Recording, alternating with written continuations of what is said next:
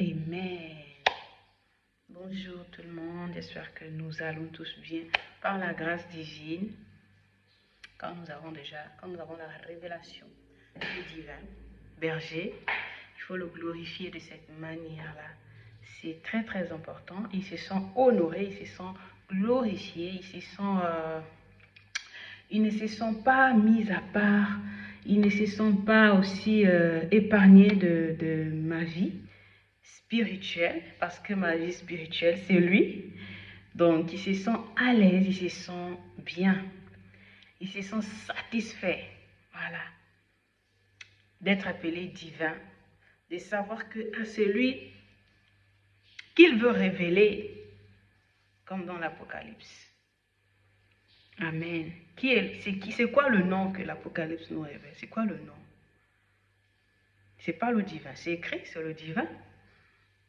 Le divin, c'est qui? C'est le Saint-Esprit, le chef de la fournaise, assis sur la place de la chefferie, parce que s'il secoue sa fournaise là, waouh! Voilà, je vous salue dans le précieux nom du Seigneur Jésus-Christ, du royaume des cieux, parce que de Nazareth là, nous ici là, comme ça là, non, un monde comme ça, non, du royaume des cieux. Les Écritures ne sont pas changées, c'est Jésus-Christ. Il était de Nazareth, donc en haut là-bas, là, il y a Nazareth.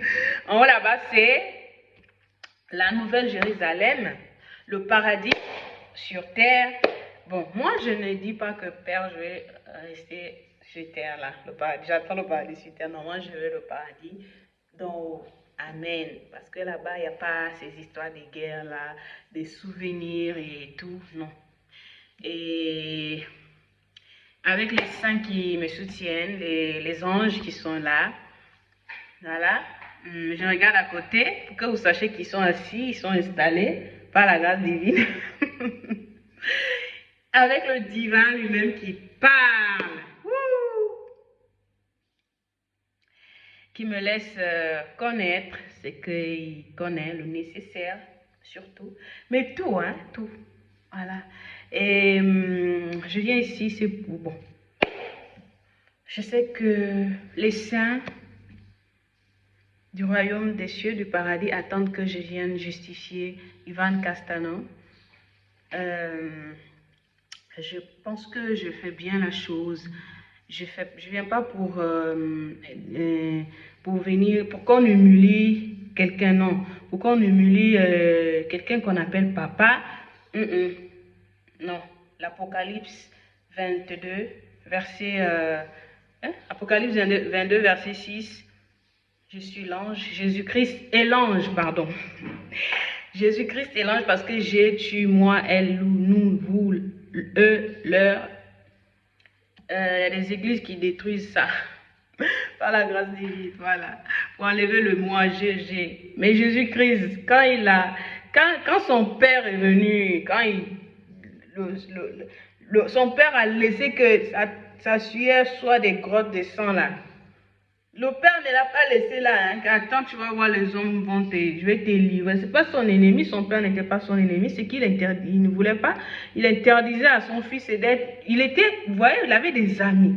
Il s'est fait des amis au milieu des hommes qui savaient que tel ami, Matthieu, était pédé. Simon-Pierre, il détruisait avec les sœurs, avec les fidèles. Par exemple, celle qui était venue, c'est Marthe ou Marie, qui avait découvert le sosie de Jésus qui fouillait, le monsieur qu'on a crucifié sur la croix là, qui a pris la part de Jésus. Attention, nous avons ce que les hommes avaient réservé à Jésus. Ça, c'est considéré, on ne change rien dans la Bible sur les Écritures. Ça, c'est ce qui était réservé à Jésus-Christ. Mais comme nous, est-ce que nous... Voilà comment nous sommes ingrats.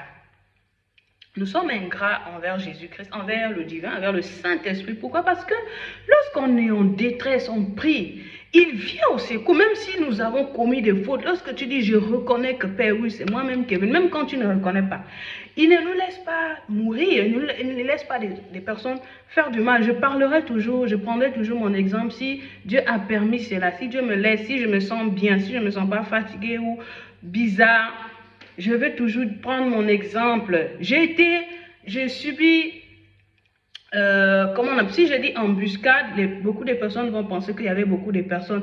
Oui, j'ai vécu ces genres de choses aussi, des groupes aussi, des hommes qui cherchaient à me violer physiquement. Et ce que j'ai eu à l'âge de 13 ans, j'étais couchée à la maison, à la chambre. Le monsieur est venu, qu'est-ce qu'il fait?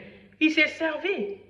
Gloire soit rendue à Dieu de ce que je n'ai pas dit aux parents, je n'ai pas dit à mon oncle qui est décédé, celui qui prenait son nom, parce qu'il allait vraiment casser la gueule, il allait diviser la famille, il allait secouer. Il devait avoir la guerre parce qu'il a pris son enfant, il a pris sa nièce pour qu'elle bénéficie de la nationalité gabonaise de là où il est. Et il prenait soin de moi, il me gardait bien. Et il n'allait pas accepter de savoir que le parent est venu en embuscade pour faire ce qu'il a fait. J'étais, comment on appelle ça, surprise en fait. Allongée au lit, je n'étais pas en train de bouger les fesses comme des petites filles ou bien je m'habillais bizarre, non. J'avais des formes aujourd'hui que j'ai dit quand Jésus-Christ s'est révélé en moi. J'ai dit qu'on lève toutes les formes qui sont sur moi parce que je ne veux pas que les frères qui à l'église qui regarde des femmes par des formes puissent tomber dans le péché, puissent pécher, puissent me suivre. À cause de ça, après on dira que la sœur, elle a les formes et tout ça là. Donc voilà, et c'est moi-même qui ai demandé. Et il y a des personnes, bon, par exemple la famille, évitez un peu ces histoires de tu as maigri, tu as quoi. Je n'aime pas la grosseur en fait. Je ne suis pas grosse, ma maman biologique, elle n'est pas grosse. Je ne suis pas grosse, je ne sais pas pourquoi vous voulez que je sois comme vous, avec des grosses lèvres, avec des fesses, avec des bras. Non, je ne veux pas ça. Il faut éviter ça, éviter ça. Il faut vraiment éviter ça, c'est pas bien. Venez sur mon mur, je vous laisse.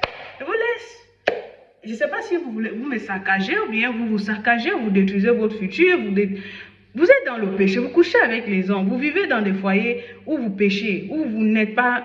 vous n'êtes pas en règle.